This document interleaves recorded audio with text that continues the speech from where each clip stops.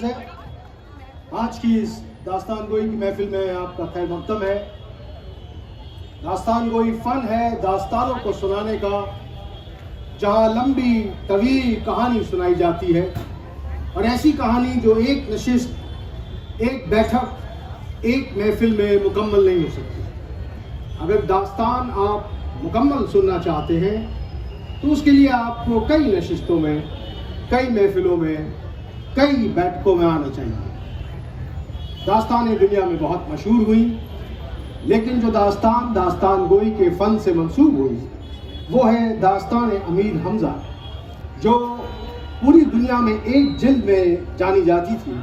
اور جیسا کہ آپ کو جین صاحب نے بتایا، جب یہ داستانیں یہاں لکھنؤ میں چھپنے کے لیے گئیں تو یہ ایک داستان جو ایک جلد میں تھی، وہ جب 1883 سے لے کر 1917 کے بیچ میں نول کشور پریس میں چھپی تو 46 جلدوں میں جا کے مکمل ہوئی، ہر ایک جلد کم سے کم 1000 پیج کی۔ تو اتنی لمبی داستان کسی زبان، کسی کلچر، کسی خطۂ زمین پہ نہیں لکھی گئی۔ یہ کارنامہ صرف اور صرف ہندوستان جنت نشان میں آپ کے شہر لکھنؤ میں ہوا۔ تو آپ میں سے جو حضرات من مار کے چاٹ چھوڑ کے، اپنی کباب چھوڑ کے یہاں آ کے بیٹھ گئے ہیں کہ چلو کچھ ہو رہا ہے دیکھا جائے، اور دیکھنے کے بعد یہ کہیں اٹھ کے ارے صاحب ہم نے دیکھ لیا ان کی داستان، قصہ ان کا سن لیا، تو آپ مغالطے میں ہیں۔ آج کہانی کا آغاز ہے۔ اگر آپ یہ کہانی مکمل سننا چاہتے ہیں اور روز میں آپ کو 2 گھنٹے سناؤں تو اس کہانی کو مکمل ہونے میں 13 سال لگے گا۔ تو آج آپ صرف چند اوراق 5-6 پیجز اس کہانی کی سنیں گے۔ اگلی بار آپ جہاں بھی سنیں، قصے بازی کی محفل ہے، داستان کی محفل ہے، بالکل بغیر کسی تمہید کے، بغیر کچھ سوچے ہوئے ٹکٹ کٹائیے گا اور ضرور وہاں دیکھنے آئیے گا۔ تو داستان امیر حمزہ، جس میں امیر حمزہ، امیر با توقیر صاحب قران، ان جادوگروں، ان بادشاہوں سے مقابلہ کرتے ہیں جو اپنے آپ کو خدا کہتے ہیں یا خدائی کا دعویٰ رکھتے ہیں۔ یہ داستانیں، ان کا اوریجن جو ہے وہ تو عرب میں ہے، لیکن جو پہلے نسخے ہمیں اس کے ملتے ہیں وہ فارسی میں ملتے ہیں، اور غالباً یہ داستانیں ہندوستان ایران کے ذریعے، مغل بادشاہوں کے ذریعے ہندوستان پہنچی۔ تو ایران کے ایک صفوی ڈائنیسٹی کے بادشاہ تھے شاہ طمسپ، ان کے دربار میں ایک بہت بڑے داستان گو تھے، ان کا نام تھا تکالتو خان۔ تکالتو خان جو ہیں وہ ہمایوں کے ساتھ ہندوستان آئے، اور تکالتو خان کے بیٹے جو دربار خان تھے وہ بادشاہ اکبر کے دربار میں داستانیں سنا کے اپنی مہارت سے، اس قابلیت سے اس درجے پہ پہنچے کہ انہیں چیف رائل سٹوری ٹیلر مقرر کیا گیا۔ اور دربار خان کی ان داستانوں سے بادشاہ اکبر اتنے متاثر ہوئے کہ انہوں نے مغل ہسٹری کا سب سے بڑا آرٹ پروجیکٹ کمیشن کیا، جس کو حمزہ نامہ کہا جاتا ہے، جہاں پہ یہ داستانیں 2.5 فیٹ بائی 3 فیٹ کے کینوس کے اوپر السٹریٹ کی گئی تھیں۔ کچھ 15 سال کا وقفہ لگا تھا، 1400 ایسے فولیوز پینٹ ہوئے تھے، 300 سے زیادہ مغل اٹیلیئر میں آرٹسٹ موجود تھے۔ تو ہوتا یہ تھا، اب ان 1400 فولیوز میں سے کچھ 100-125 فولیوز دنیا میں موجود ہیں، جس میں سے جو سب سے بڑا کلیکشن ہے وہ 61 فولیوز کا میوزیم آف اپلائیڈ آرٹس وینا میں رکھا ہوا ہے۔ تو ہوتا یہ تھا کہ یہ تصویریں ایک ووڈن فریم پہ ماؤنٹ ہوتی تھیں، تصویروں کے پیچھے چند الفاظ، فقرے، کی ورڈز اینڈ فریزز ہوتے تھے، جس میں اس تصویر کا بیان ہوتا تھا، ڈسکرپشن ہوتا تھا۔ بادشاہ اکبر تخت پہ بیٹھتے تھے، داستان گو تصویر کے پیچھے کھڑا ہوتا تھا، بادشاہ اکبر داستان گو کو نہیں دیکھ سکتے تھے، داستان گو ان چند الفاظ کو اور ان فقروں کو پڑھ کے ایک تانا بانا بن کر جو اس تصویر میں دکھ رہا ہوتا تھا وہ داستان بیان کرتا تھا۔ بادشاہ اکبر اس داستان کو دیکھتے تھے، اس تصویر کو دیکھتے تھے۔ جب ایک تصویر کا بیان ختم ہوتا تھا، فریم سلائڈ آؤٹ ہوتا تھا، دوسرا فریم آتا تھا اور بیان جاری رہتا تھا، اور یہ بیان تب تک جاری رہتا تھا جب تک بادشاہ اکبر کو نیند نہیں آ جاتی تھی۔ تو بادشاہ اکبر کے حساب سے اچھا داستان وہ ہے جو آپ کو جلد سے جلد سلا دے۔ اس میں ہمارا بڑا فائدہ ہو گیا۔ اب اگر آپ داستان سنتے سنتے سو گئے تو ہم بہت بڑے آرٹسٹ ہیں، اور اگر آپ جاگ رہے ہیں تو آپ باذوق ہیں، باادب بافہم مجمع ہیں، آپ کی تعریف کرنی چاہیے۔ تو فیصلہ آپ کے ہاتھ میں ہے، سو گئے تو ہمیں جتایا، جاگے رہے تو آپ جیتے۔ آپ خود طے کر لیجیے آپ کس کو جتانا یہاں پہ چاہتے ہیں۔ اکثر یہ الزام لگتا ہے ہمارے اوپر کہ بھائی داستان گوئی میں داستان کی جو زبان ہے وہ بہت ثقیل ہے، بہت مشکل ہے، سمجھ میں نہیں آتی۔ پر میں آپ سے یہ کہتا ہوں کہ اس وقت جو ہندوستان میں ہو رہا ہے وہ آپ کو کتنا سمجھ میں آ رہا ہے؟ بھارت نیائے سمویدھا لگ گئی، کون یہ یہاں بیٹھا ہے جو مجھے سمجھا سکتا ہے اس میں کیا ہو رہا ہے؟ RTI ایکٹ میں سنشودھن ہو رہا ہے، ایسا کون سا جیالہ ہے یہاں پہ کھڑا ہو کے مجھے سمجھا دے گا کیا ہو رہا ہے؟ ارے صاحب حد تو یہ ہو گئی ہے کہ آرٹیفیشیل انٹیلیجنس بنانے والے جو سائنٹسٹ ہیں وہ کہہ رہے ہیں کہ ہمیں خود نہیں معلوم ہے الگورتھم کیسے چلتی ہے۔ واٹس ایپ کا حال یہ ہے کہ لکھ کے آپ کو آدمی بھیجتا کچھ ہے اور آپ بدگمان ہو کے کچھ اور سوچ رہے ہوتے ہیں۔ تو ایسے ماحول میں اگر میں آپ کو کوئی ادبی چیز سناؤں جو ذرا ثقیل ہے اور آپ کی سمجھ میں نہ آئے تو میں بہت اچھا کام کر رہا ہوں، آپ اسے سنیے اور آپ کہیں گے، جو چیز سمجھ آئی اس پہ کہیں گے، اور جو چیز نہیں سمجھ میں آئی اس پہ آپ ڈبل واہ کہیں گے، کیونکہ وہ یقیناً بہت اچھی چیز ہے جو سمجھ میں نہیں آئی۔ دیکھیے واہ کرنے میں آپ کا بہت فائدہ ہے۔ واہ کرنے میں آپ کا فائدہ یہ ہے کہ ہمارا کیا، ہم تو داستان سنا کے بمبئی چلے جائیں گے، لیکن آپ واہ کریں گے تو 5 آدمی مڑ کے دیکھیں گے کہ ان کو سمجھ میں آ رہا ہے۔ اور لکھنؤ میں آپ پھر کسی اور ادب فیسٹیول فنکشن میں جائیں گے تو لوگ آپ کا آٹوگراف لینا شروع کر دیں گے۔ تو اپنی عزت افزائی کے لیے آپ کہیں گے۔ اب دیکھیے زبان کا کھیل جو ہے وہ سننے سے، جتنا آپ زبان سنیں گے اتنا آپ بول پائیں گے۔ تو میں تھوڑا راستہ آپ کو ہموار کرتا ہوں کہ آپ مائل ہو جائیں، کیونکہ جب زبان آئے گی داستان یہ اللہ جانے آپ کتنا سمجھیں گے کتنا نہیں سمجھیں گے۔ ویسے کوئی نقصان نہیں ہے، ویسے بھی آپ فری میں آئے ہیں، تو میں تھوڑا سا آپ کا راستہ ہموار کرتا ہوں کہ جھنجھلائے ہیں، لجائے ہیں، پھر مسکرائے، جھنجھلائے ہیں، لجائے ہیں، پھر مسکرائے ہیں، کس اہتمام سے ہم انہیں یاد آئے ہیں۔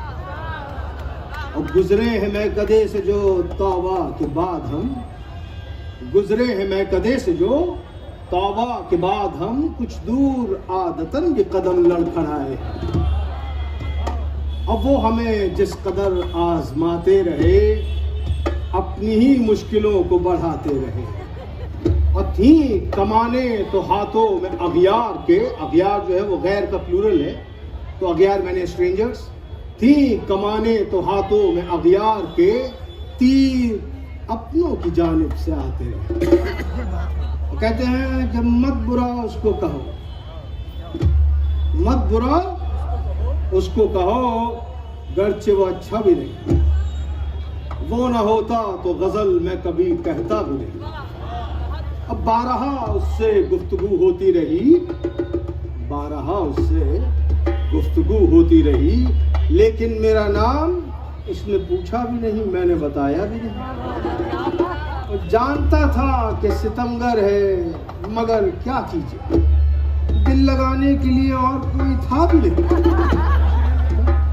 اور دوستی اس سے نبھ جائے بہت مشکل ہے۔ دیکھیے میں آپ لکھنؤ کے لوگ ہیں، بہت بھولے سادے دل کے لوگ ہیں، تو میں آپ کو ایک قانون زندگی کا بتا دیتا ہوں جس سے آپ دھوکہ نہیں کھائیں گے زندگی میں۔ بقول مشتاق احمد یوسفی صاحب کے، دنیا میں 3 قسم کے دشمن ہوتے ہیں۔ کتنے قسم کے؟ 3۔ پہلا دشمن، پہلا کون؟ دشمن، دوسرا جانی دشمن، دوسرا، اور تیسرے رشتہ دار۔ تو یہ شعر میں آپ کو سمجھا رہا ہوں، آپ اب یہ شعر سمجھیے کہ دوستی اس سے نبھ جائے بہت مشکل ہے، اپنا تو وعدہ ہے اس کا تو ارادہ بھی نہیں۔ اب بارہا گفتگو ہوتی رہی، لیکن میرا نام اس نے پوچھا بھی نہیں، میں نے بتایا بھی نہیں۔ اور یہ وہ لوگ جو یہاں پہ بیٹھے واہ واہ کر رہے ہیں، خاص یہ شعر ان کی نظر ہے کہ شمع تنہا کی طرح صبح کے تارے جیسے، شمع تنہا کی طرح صبح کے تارے جیسے، شہر میں 1-2 ہی ہوں گے ہمارے جیسے، سخت جاں ہم سا کوئی تم نے نہ دیکھا ہوگا، سخت جان مطلب کووڈ ہوا 2-3 بار، ٹائیفائڈ ہوا، لیکن اللہ کے فضل سے آ گئے، کباب کھا رہے ہیں بیٹھے ہوئے۔ سخت جان ہم سا کوئی تم نے نہ دیکھا ہوگا، ہم نے قاتل کئی دیکھے ہیں تمہارے جیسے، اور اس کی آنکھیں ہیں کہ ایک ڈوبنے والا انسان دوسرے ڈوبنے والے کو پکارے جیسے، اور کہتے ہیں کہ میرے ہی لہو پر گزر اوقات کرو ہو، اوقات جو ہے وقت کا پلورل ہے، گزر اوقات کی میرے ہی لہو سے، میرے ہی خون چوس کے تم اپنی زندگی گزار رہے ہو، میرے ہی لہو پر گزر اوقات کرو ہو، اور مجھ سے ہی امیروں کی طرح بات کرو، اور دن ایک ستم میں ایک ستم رات کرو ہو، وہ دوست ہو جو دشمن کو بھی مات کرو ہو، اور دامن پہ کوئی چھینٹ نہ خنجر پہ کوئی داغ، تم قتل کرو ہو کہ کرامات کرو۔ کہ حسن ماں گرچہ بہنگامے کمال اچھا نہیں، لیکن اس سے میرا مہے خورشید جمال اچھا ہے۔ آپ یہ نہ سوچیں کہ اردو شعر اب سمجھ میں آ رہا ہے تو شاعری آ گئی، ایک آدھ سخت شعر بھی ہونا چاہیے۔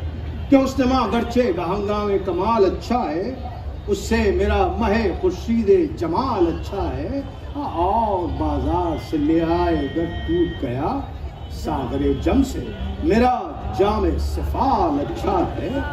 اب بوسہ دیتے نہیں، دل پہ ہے ہر لحظہ نگاہ، جی میں کہتے ہیں مفت اعتماد اچھا ہے، اور بازار سے لے آئے اگر ٹوٹ گیا ساغر جم سے میرا جام سفال اچھا ہے، اور ان کے دیکھے سے جو آ جاتی ہے منہ پر رونق، وہ سمجھتے ہیں کہ بیمار کا حال، دیکھیے پاتے ہیں عشاق بتوں سے کیا فیض، ایک برہمن نے کہا ہے کہ یہ سال، ہم کو معلوم ہے جنت کی حقیقت، لیکن دل کے خوش رکھنے کو غالب یہ خیال۔ شروع کرو بھائی۔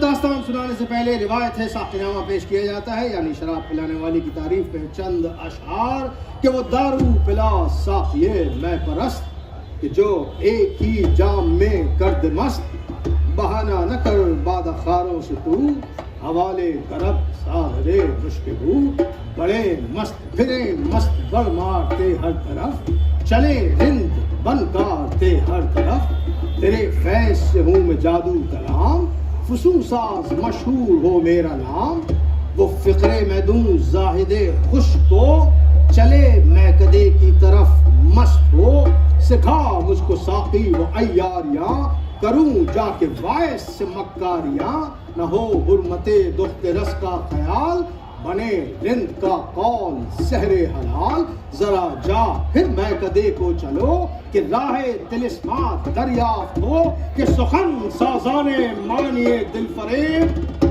وہ رموز شناسان کلام بے رہب و ریب، جادو بیانی سے تسخیر طلسم ضمیر ترنگ اور تدبیر معجز نمایا، یوں فرماتے ہیں کہ جب عیار بے نظیر والا تدبیر ہنر پرور خواجہ امر چار اپنے شاگردوں کے ساتھ صحرا کا راستہ طے کر کے طلسم ہوش ربا کی سرحد میں داخل ہوئے اور اسد غازی کے پاس پہنچے، تو معلوم چلا کہ وہ لوح طلسم جو اسد غازی نے بہت مشکل سے حاصل کی تھی، افراسیاب کی عیارہ سر شمشیر زن، وہ لوح طلسم چرا کے فرار ہو گئی۔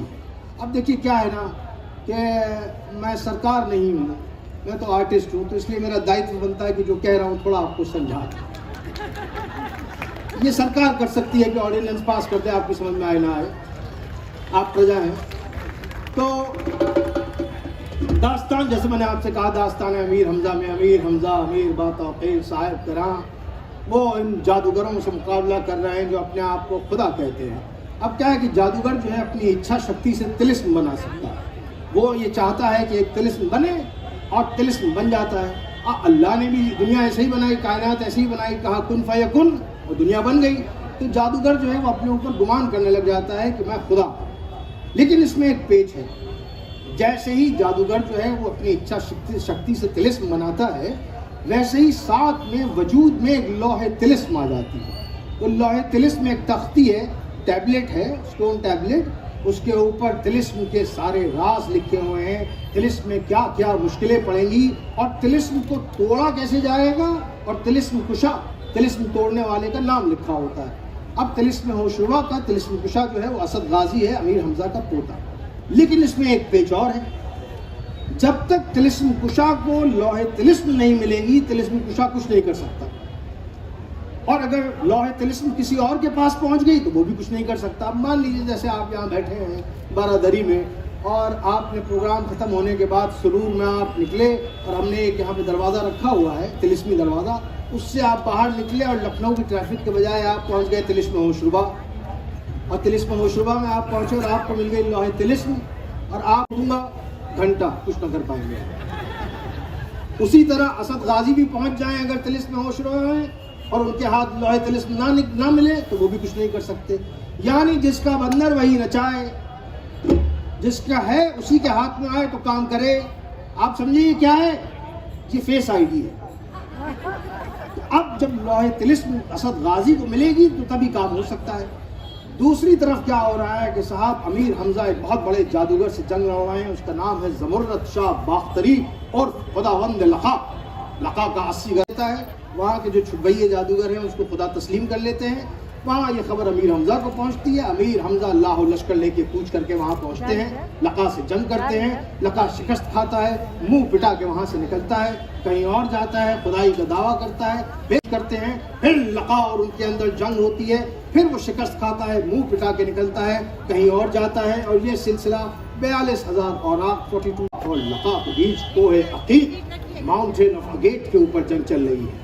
اور اس جنگ میں لقا ہار رہا ہے، لیکن لقا نے ایک خط، ایک چٹھی آس پاس کے چھپیے جادوگروں کو لکھ کے بھیج دی ہے کہ یوں تو میں خدا ہوں، جنگ ہار نہیں سکتا، لیکن میں جان بوجھ کے ہار رہا ہوں صرف یہ دیکھنے کے لیے کہ تم میں سے کون میری نصرت اور مدد کے لیے آئے گا.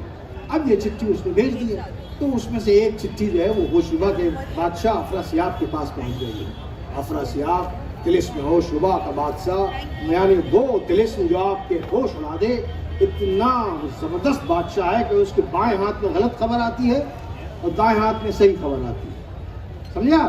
اور اس کے بنوائے ہوئے طلسم کے اندر، طلسم ہوشربا میں 3 حصے اور مقام ہیں. کتنے؟ پہلا حصہ پردہ ظلمات، یعنی اندھیرے کا پردہ، کہ جس کے پیچھے افراسیاب کے بزرگ ہمہ وقت جادوگروں کے بادشاہ سامری اور جمشید کی عبادت کرتے ہیں اور ان سے نئے نئے تحائف انعام میں پاتے ہیں. دوسرے درجے میں اس طلسم میں باطن ہے، یعنی وہ طلسم جو نظروں سے چھپا ہوا ہے، جہاں پہ افراسیاب اس کے بڑے بڑے افسر وزراء وغیرہ بیٹھ کر طلسم ہوشربا کے اوپر حکومت کرتے ہیں. طلسم ہوشربا میں جو ہوتا ہے وہ دکھائی نہیں دیتا، وہ دکھ رہا ہوتا ہے وہ ہوتا نہیں ہے.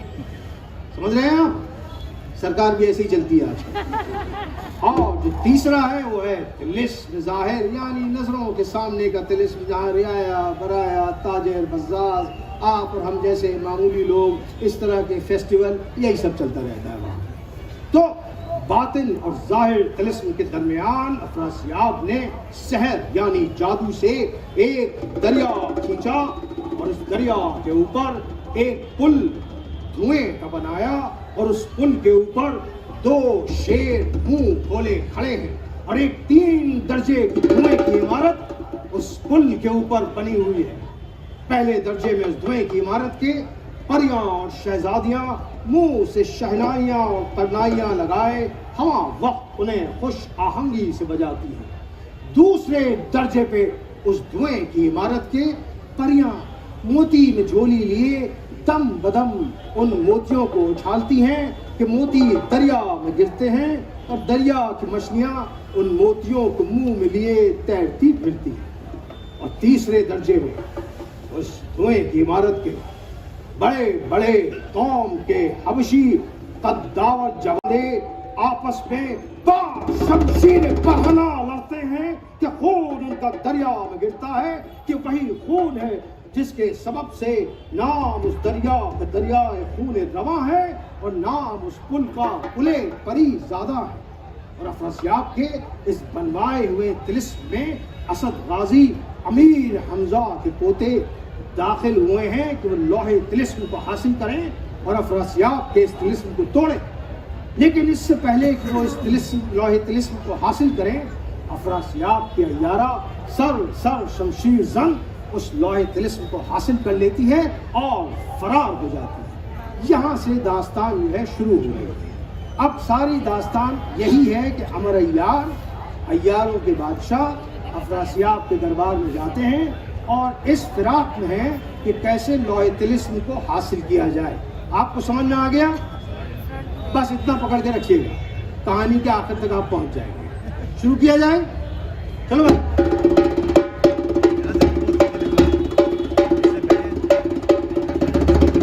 تو جب عیار بے نظیر بالا تدبیر ہنر پرور امر عیار اسد غازی کے پاس پہنچے تو پتا چلا کہ لوح طلسم جو بڑی مشکل سے اسد غازی نے حاصل کی تھی وہ سر شمشیر زن عیارہ ان سے چرا کر فرار ہو گئی ہے. امر عیار اس کے تعاقب میں نکلے، ایک پہاڑ کی چوٹی پہ پہنچے. وہاں جو دور دیکھا تو سامنے ایک چٹیل میدان، دور تک نہ چرند نہ پرند، ایک آدھ پیڑ جو نظر آیا کہیں پہ تو لنڈ منڈ سوکھا ڈنڈا. عیاری کی دوربین لگا کے جو دیکھا تو دور افق پر ایک بگولے کی صورت چرخ تک دھول اڑتی نظر آئی. سمجھ گئے کہ یہ سر شمشیر زن ہے. اس کے تعاقب میں بھاگے، لیکن وہ بھی باکمال عیارہ تھی. یہ بھاگ کے پہنچتے تو زن سے ادھر نکل جاتی، یہ ادھر پہنچتے تو یہ زب دے کے ادھر نکل جاتی، یہ آگے جاتے تو یہ رک کے پیچھے ہو جاتی، یہ پیچھے پہنچتے تو یہ فوراً آگے فرار ہو جاتی. ابھی یہ رسہ کشی چل رہی تھی کہ سر فوراً افراسیاب کے دربار میں داخل ہوئی. اب جو افراسیاب کے دربار میں داخل ہوئی تو امر عیار نے اپنے دل میں سوچا کہ ہائے، اگر اس صورت میں افراسیاب کے دربار میں داخل ہو گیا تو کمبخت پہچان جائے گا. کیا کروں کیا نہ کروں. عیاری کی پٹاری کھولی، صورت اپنی ایک کنیز کی بنائی اور دوپٹہ اوڑھ کے یوں ہونٹ میں دبا کے دربار میں داخل ہوئے اور وہاں کنیز بن کے کھڑے ہوئے.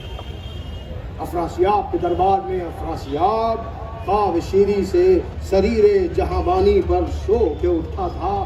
سامنے 1700 ناظرین، دنیا کی بہترین خوبصورت عورتیں، بعض ترکن، بعض فرنگن، بعض بنگالن، بعض مراٹھن، بعض اودھن، سب کے سب رقص کی مدرا میں منجمد، ایک اشارے کا انتظار کہ افراسیاب اشارہ کرے اور یہ رقص کرنا شروع کرے. اب اس اثنا میں سر شمشیر زن دربار میں پہنچی. افراسیاب کو سلام کیا، لوح طلسم اس کو پیش کیا. افراسیاب نے سر کی عیاری کی تعریف کی اور پھر ہوا ایک دستک دی کہ تبھی ایک فیل کی چنگھاڑ، ہاتھی کی چنگھاڑ سنائی دی. اور اب جو سب نے دیکھا تو دور صحرا سے ایک سانڈ دوڑتا ہوا تک تک دربار میں آیا اور افراسیاب کے سامنے آ کے اس نے سلام کیا. افراسیاب نے بہت محبت سے شفقت سے اس سانڈ کی پیٹھ کے اوپر ہاتھ پھیرا. امر عیار جو کنیز بنے دور کھڑے ہیں اپنے دل میں سوچ رہے ہیں نہ جانے یہ گدھا اس بیل سے کیا بات کر رہا ہے کہ ادھر سانڈ نے اپنا منہ کھولا. افراسیاب نے لوح طلسم سانڈ کے منہ میں رکھی، اس کی پیٹھ پہ تھپ تھپایا. سانڈ سلام کر کے تبک پھر صحرا میں نظروں سے اوجھل ہو گیا. افراسیاب نے مونچھوں پہ تاؤ دیا اور کہا میں نے لوح طلسم حفاظت سے رکھنے کے لیے بھیج دی ہے. اب کوئی صاحب مجھ سے اس کا ذکر نہ کرے نہ مجھ سے اس کا حال دریافت کرے.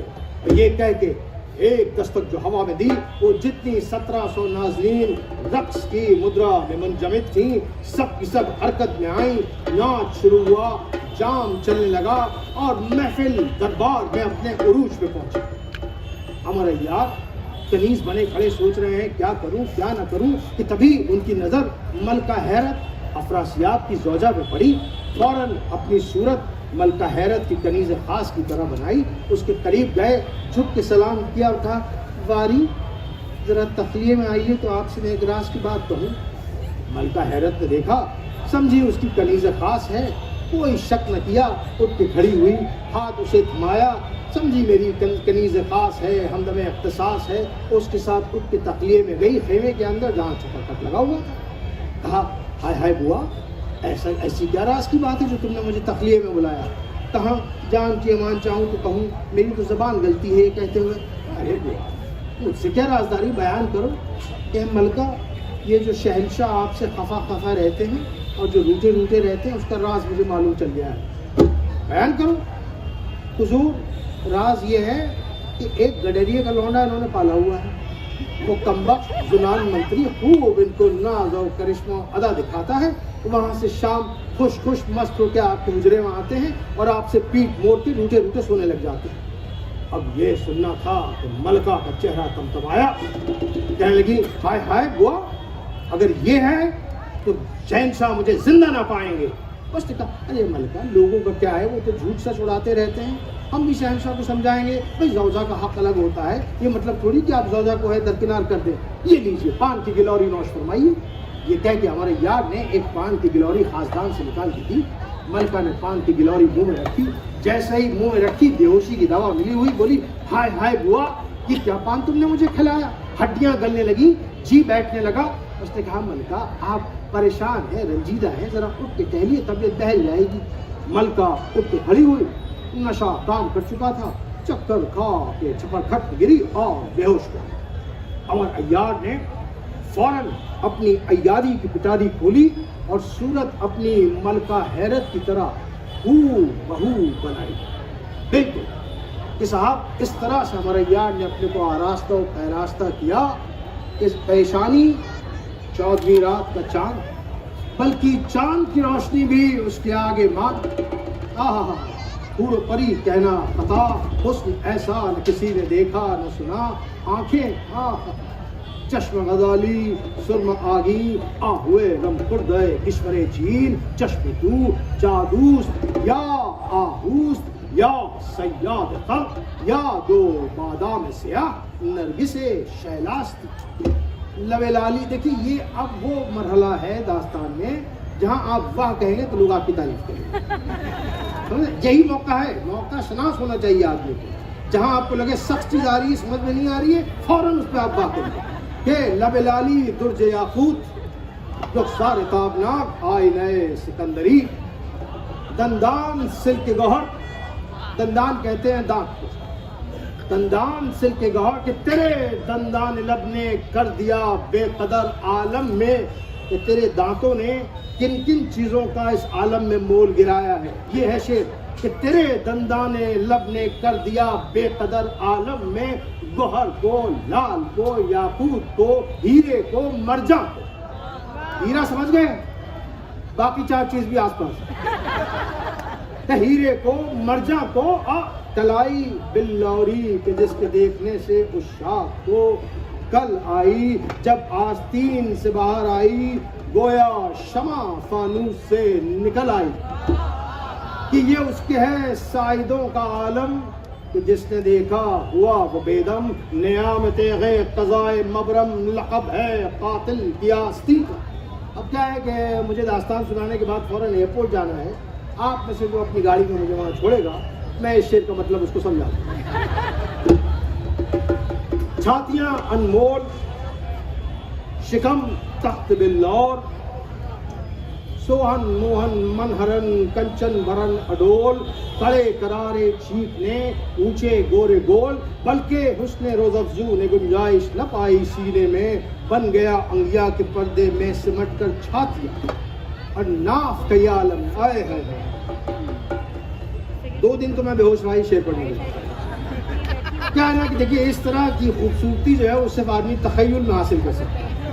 تو جو خواتین یہاں بیٹھی ہیں وہ اپنی تصویر کو اپنے دماغ میں لے کے فوٹو شاپ کریں، مردوں کا تو کچھ ہو نہیں سکتا ہے، تو آپ میری شکل دیکھیے کہ ہے حسن کا دریا ناف، ہے حسن کا دریا ناف نہیں ہے، گرداب یم حسن میں ہے، ہمر حسن کے دریا میں ہے، ناف نہیں ہے۔ اور پائے عالم پائے نازک کی صفت کیا بیان کروں کہ جب صانع عالم نے تیرا بنایا کال بد، پاؤں سندل کے بنائے اور اگر کی ایڑیاں، غرض امر یار اس طرح سے ملکہ حیرت بن کے تیار ہوا، ملکہ حیرت کے اس نے کپڑے زیور لتے اتارے، خود پہنے، ملکہ حیرت کو اپنی زنبیل میں داخل کیا۔ اب کیا ہے کہ عیاروں کو جادو نہیں آتا، لیکن ان کو کچھ تحائف کچھ تحفے بادشاہوں پیغمبروں نے دیے ہیں. تو اس میں سے ہمارے یار کو ایک تحفہ ملا ہے زنبیل. کیا ہے تحفہ؟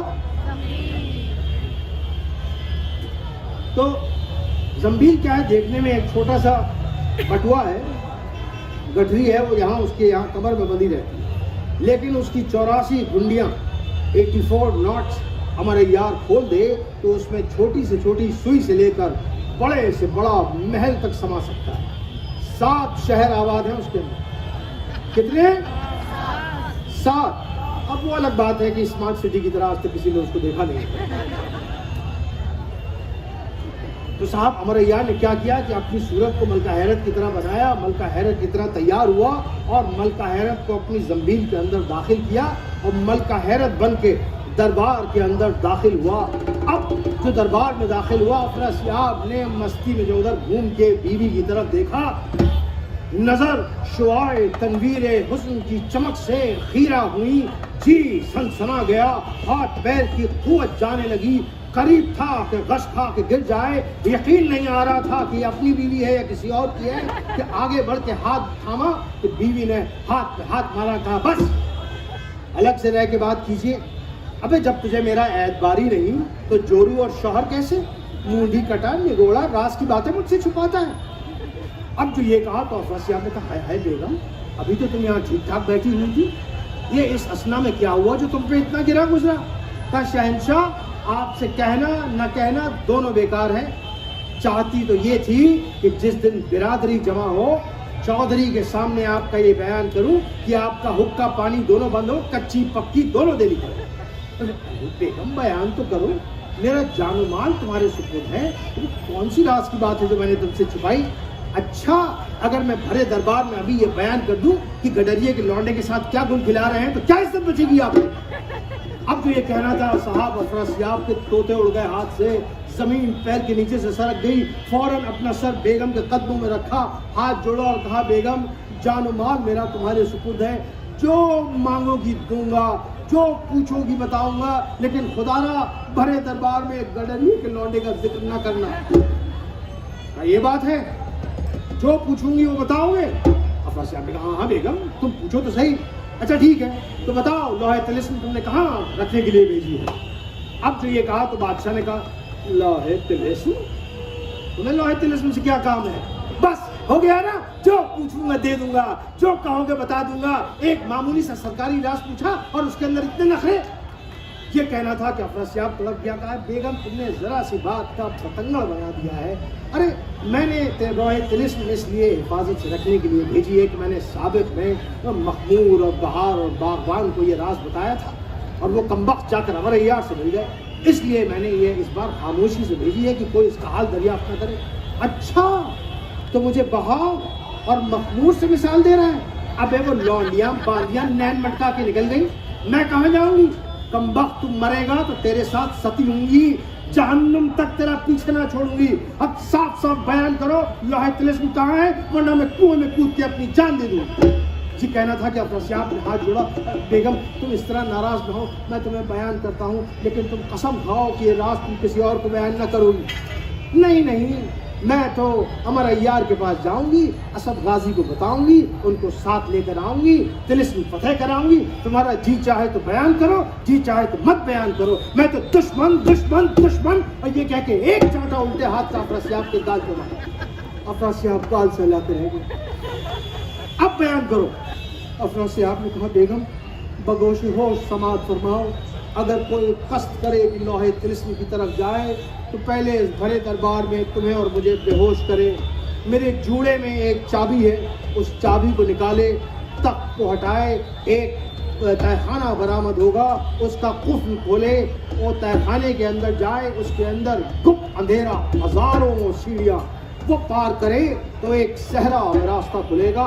وہ صحرا چٹیل میدان, نہ چرند نہ پرند, ایک آدھ پیڑ بھی نظر آئے تو لنڈ منڈ سوکھا ڈنڈا, کوئی کیسا ہی جیالا ہو اس صحرا کو پار نہ کر سکے.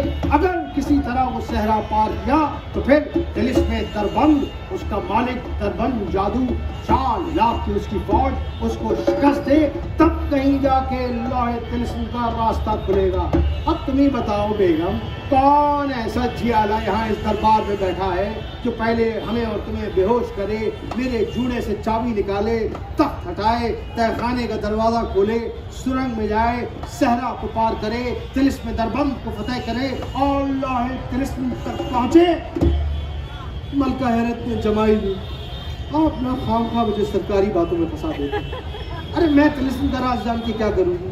اچھی خاصی طبیعت آئی تھی اور خام خواہ مجھے آپ نے سرکاری باتوں میں الجھا دیا۔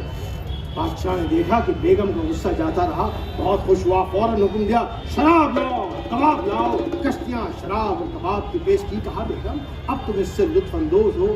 ملکہ حیرت نے ایک جام شراب کا لبریز کیا، اس میں بے ہوشی کی دوا ملائی، سامنے افراسیاب کو پیش کیا۔ افراسیاب نے سمجھا ارے بیگم کا غصہ جاتا رہا، اب شاید یہ سرگرم میں اختلاط ہوئی ہے، جام لیا، غٹ غٹ کر کے پی گئے۔ بے ہوشی ملی ہوئی تھی، چکر آیا اور یوں چھپڑ کھٹ گرا اور بے ہوش ہوا۔ اب جیسے ہی افراسیاب بے ہوش ہوا، عمر عیار نے فوراً ادھر زنبیل کو کھولا، اس میں سے اصلی ملکہ حیرت کو نکالا۔ ملکہ حیرت کو افراسیاب کے بغل پہ چھپڑ کھٹ فرنگی سو رہا تھا، اس کو جگا کے اٹھایا، دونوں اس سے کہا بیٹا بھرت، میں تو لوح طلسم کی فراق میں جاتا ہوں، تو یہاں اس کمبخت کے ساتھ رہیو، اس کے ساتھ صبح دربار میں جائیو، اسے کہانیوں میں الجھائیو۔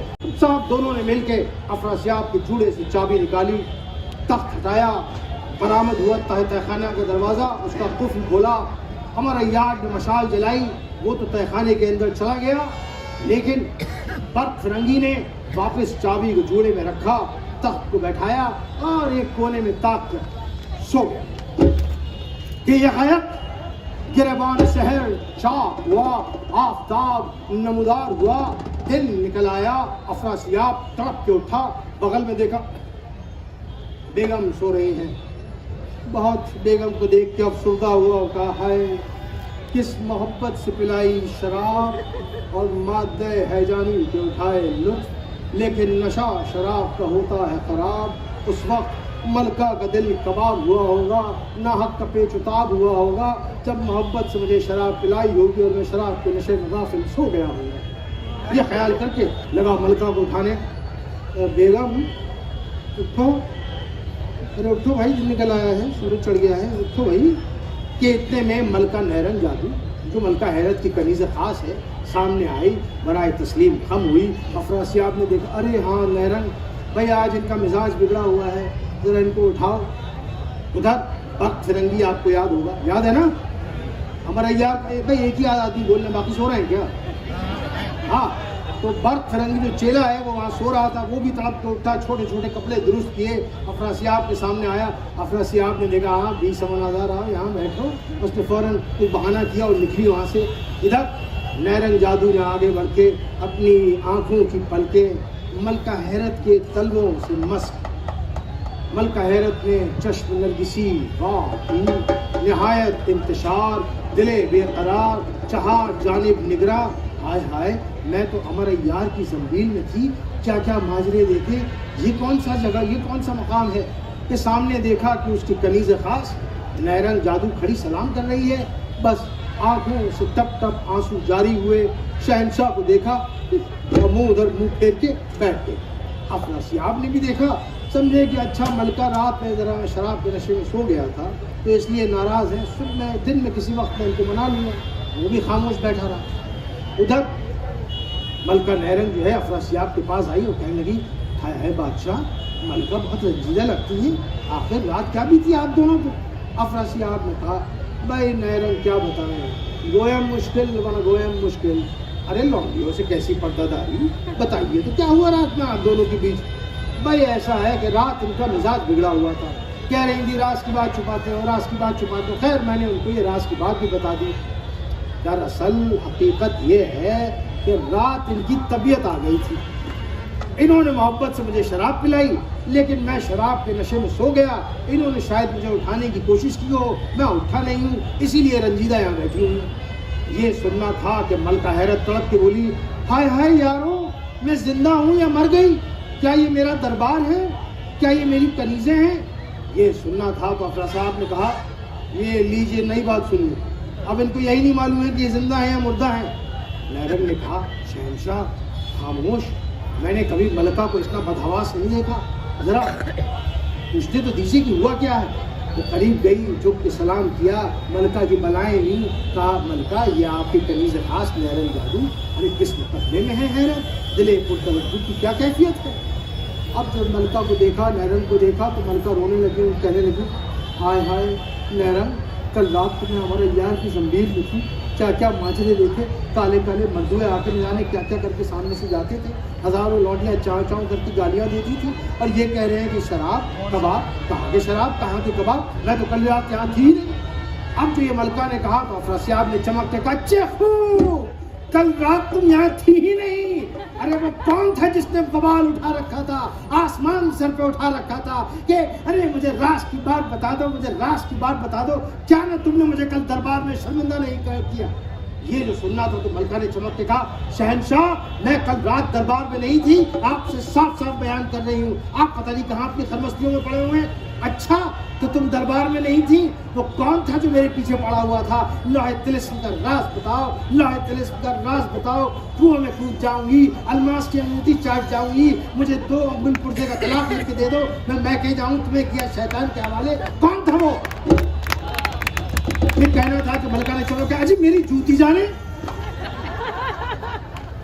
میں کہہ جا رہی ہوں میں ہمارے یار کی زنبیل میں تھی، ایسے ایسے میں نے وہاں مناظر دیکھے، ارے کالے کالے مردوئے آ کے سامنے ناچ ناچ کے جاتے تھے، ہزاروں لوڈیاں چاؤ چاؤ کرتی تھی کہ اس کا دھگڑا ہمارے شہنشاہ سے جنگ لڑتا ہے، خدا غارت کرے اسے، اور آپ اپنی بکے جا رہے ہیں۔ اب جو یہ بات ملکہ نے کہی افراسیاب کے دل میں ذرا ہول اٹھا کہ بھائی وہ جس کو میں نے لوہے طلسم کا راز بتا دیا، اس نے یوں اپنے جوڑے پہ ہاتھ کیا، کنجی تو یہی موجود ہے۔ ملکہ نے کہا شہنشاہ کنجی موجود ہو یا نہ موجود ہو، کل رات میں آپ کے ساتھ نہیں تھی، میں ہمارے یار کی زنبیل میں تھی۔ اب دربار میں چمن گوئیاں شروع ہو گئی، ہائے ہائے کل ہماری ملکہ پھول سی شہزادی اس کنویں ہمارے یار کی زنبیل میں تھی، تبھی کہوں چہرہ کل ملا سا گیا ہے، تو کوئی کہتا ہائے موزی ہمارا یار ہماری شہزادی کو قید کر رکھا تھا۔ اب یہ ادھر سب باتیں چل رہی ہیں۔ آپ کو یاد ہوگا دربار میں برق فرنگی بھی 20,000 بن کے آیا ہے، یاد ہے نا آپ کو؟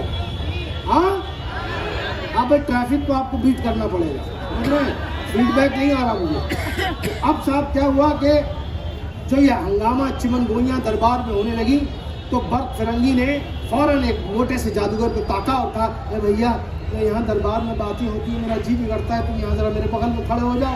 اب موٹے جادوگر نے دیکھا کہ یہ خوبصورت سی کنیز کہہ رہی ہے کہ میرے بغل میں کھڑے ہو جاؤ، نہیں گھبراؤ نہیں، میں یہی تمہارے ساتھ۔ اب اس موٹے جادوگر کو اپنے بغل میں کھڑا کر لیا، جب سب انتظام کر لیا برق فرنگی نے تو آگے بڑھ کے کہا او شہنشاہ، لونڈی نے سب حال دیکھا تھا، لفظاً بیان کروں، لڑیے نہ آپ سب یہ ہلڑ کرتے ہیں دربار کے اندر۔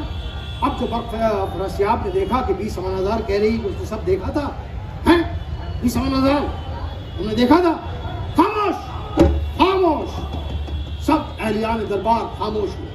ہاں 20,000 بیان کرو، تم نے کل رات کیا دیکھا؟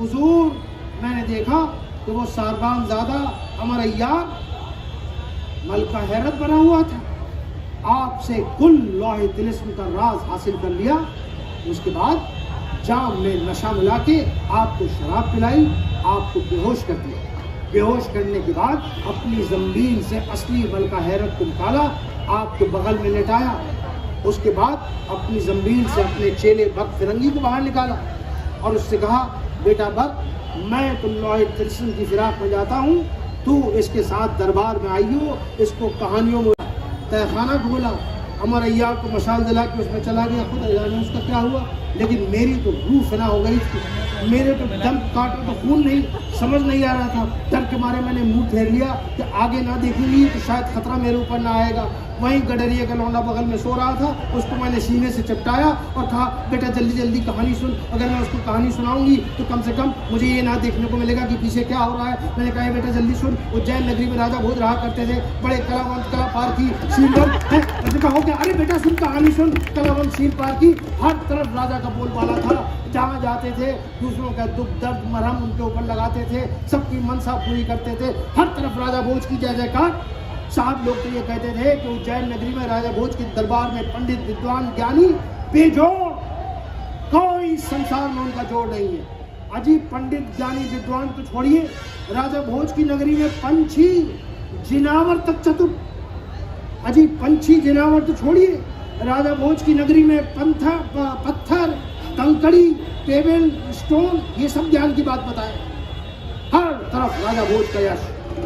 एक दिन राजा भोज अपने दरबार में बैठे हुए थे, सारे दरबारी पंडित विद्वान ज्ञानी सामने बैठे और उनके मन में ये मासूम सा सवाल अंकुरित हुआ कि ज्ञान की वाटिका किधर।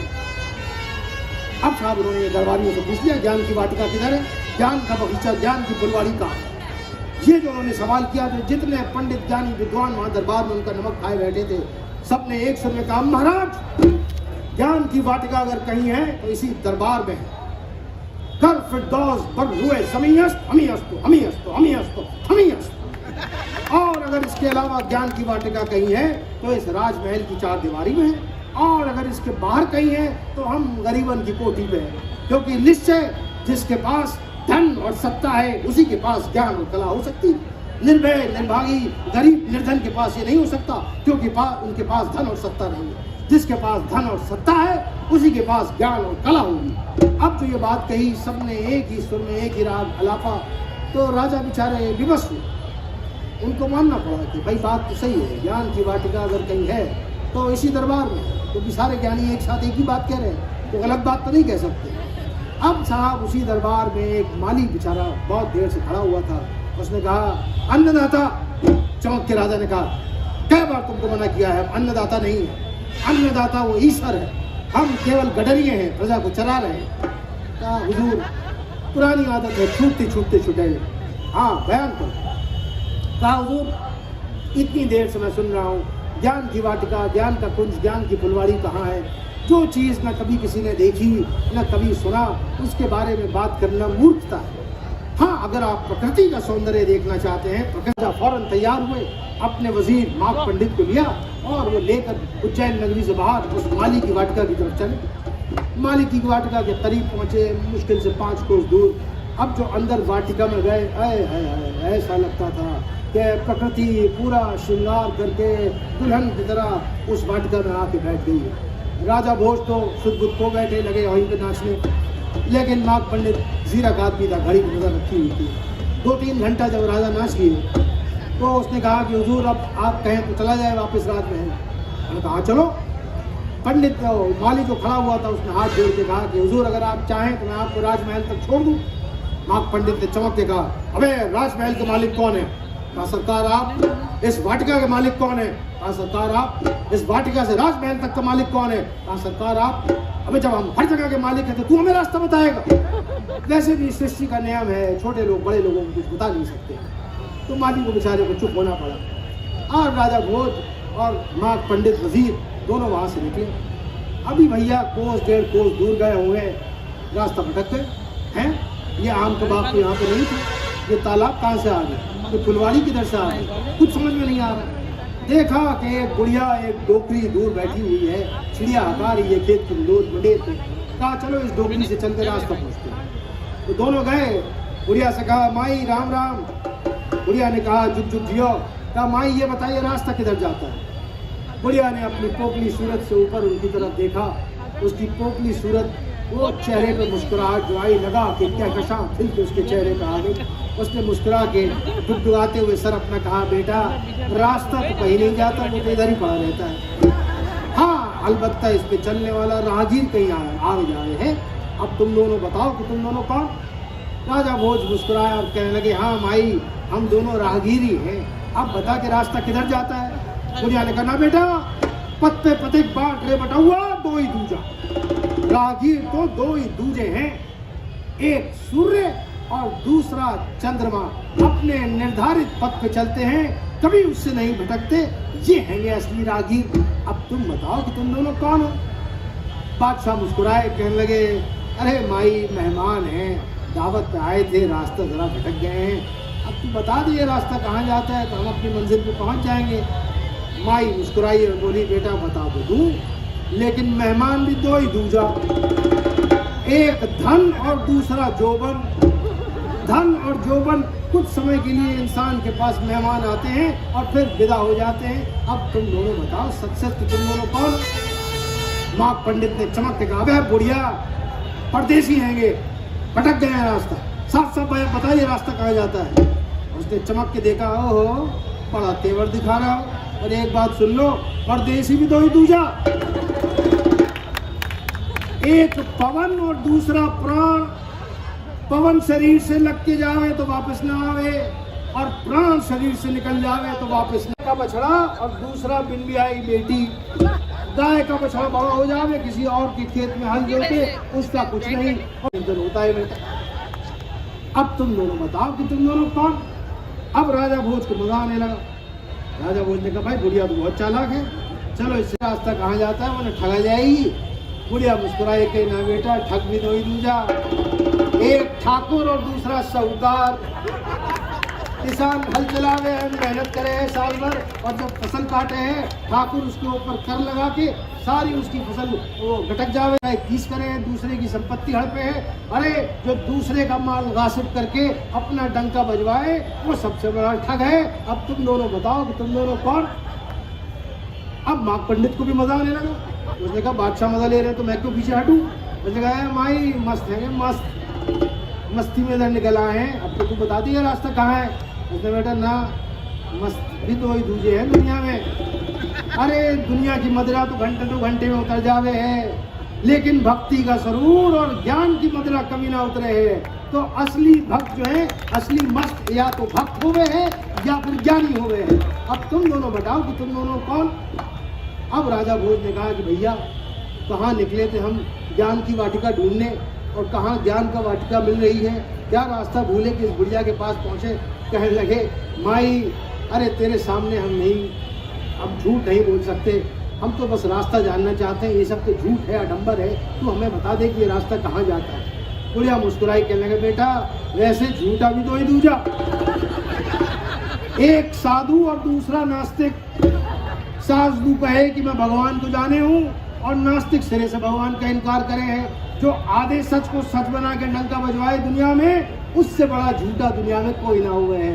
अब तुम सच सच बताओ कि तुम दोनों, राम मरिए, तुम्हें शाम होने जा रही है। ये सुनना था कि बादशाह ने कहा, इस बुढ़िया के सामने हमारी अकल न चलने वाली। कहने लगे, माई हम तो पराजित हैं, तेरी अकल के सामने हम हार गए, अब तू सच सच बता कि ये रास्ता कहाँ जाता है। बुढ़िया ने कहा, बेटा बता दो, तुम में से पराजित भी दो ही दूजा, एक ऋणी और दूसरा बंधुआ मजदूर। आदमी सारा बोझ दुनिया का उठा सकता है, लेकिन कर्ज का बोझ नहीं उठा सकता है। और बंधुआ मजदूर अपना पेट बांध के, अपना पेट काट के दूसरे की मंशा पे चले हैं। जो दूसरे की मंशा पे चले हैं, उससे बड़ा पराजित दुनिया में कोई नहीं हो सकता। अब तुम दोनों सच सच बताओ कि तुम दोनों कौन? ये बात सुननी थी कि राजा भोज को लगा कि लगता है बुढ़िया कोई बहुत बड़ी सन्यासन है पहुंची हुई। कहा, भाई तू क्या कोई सन्यासन है कि तू ऐसे ज्ञान की बातें कर रही है? बुढ़िया मुस्कुराई के, ना बेटा मैं तो एक मामूली चिड़िया हूँ, चिड़िया हकारी हूँ। वैसे सन्यासी भी दो ही दूजे, एक वो जो पूर्ण संतुष्ट हो, चाह गई चिंता मिटी, मन हुआ बेपरवाह, जिसे कछु ना चाहिए वही असल शहंशाह। या वो जो निपट अज्ञानी हो, उसको कुछ मालूम ही ना हो। यही दो लोग संतुष्ट हो सकते हैं, पूर्ण संतुष्ट या निपट अज्ञानी। अब माघ पंडित को गुस्सा चढ़ने लगा। माघ पंडित ने कहा, दो बड़े आदमी इस बुढ़िया की बकवास इतनी देर से सुन रहे हैं, हमसे बड़ा धैर्यवान कौन होगा। कहा, है बुढ़िया तू बहुत खुशकिस्मत है कि दो बड़े आदमी तेरी बात सुन रहे हैं इतने धैर्य से। बुढ़िया मुस्कुराई, कहे, बेटा धैर्यवान भी दो ही दूजा, एक धरती और दूसरा वृक्ष। धरती पापियों का बोझ ढोवे है, लेकिन जब उसका सीना चीरे हो तो तुम्हें अनाज देवे है, शीतल जल देवे है, हीरा मोती सोना देवे है, और वृक्ष उसे पत्थर भी मारो हो तो तुम्हें फल देवे है, और वृक्ष को काट भी देवे तो तुम्हारे घर का ईंधन बन के रोशन करे है। ये हैंगे असली धैर्यवान बेटा। अब सच सच बताओ, शाम हो रही है, तुम दोनों कौन? ये कहना था कि माँ पंडित को गुस्सा आया और कहा, अरे बुढ़िया हम मूर्ख हैं, तेरी बातों में इतनी देर से फंसे हुए हैं। तो बुढ़िया ने कहा, तो पहले क्यों ना बताई तुम दोनों मूर्ख हो? जैसे मूर्ख भी दो ही दूजे, एक राजा भोज और दूसरा माँ पंडित। जो राजा अपने को भगवान कहे वो सबसे बड़ा मूर्ख, और जो दरबारी उसकी मूर्खता में घी डाले वो उससे बड़े मूर्ख। मैंने दरबार की घास न खाई कि मैं उनका गुणगान करूंगी। ये जो कहना था, माँ पंडित चमक के बोला, महाराज अभी इस बुढ़िया की कलाई खुल जाएगी, दूध का दूध पानी का पानी हो जाएगा। इससे सवाल करता हूँ, पता लग जाएगा कितनी बड़ी ज्ञानी है। बुढ़िया मुस्कुराई कहने लगी, बेटा मुझे क्या जरूरत है अपना ज्ञान जताने की?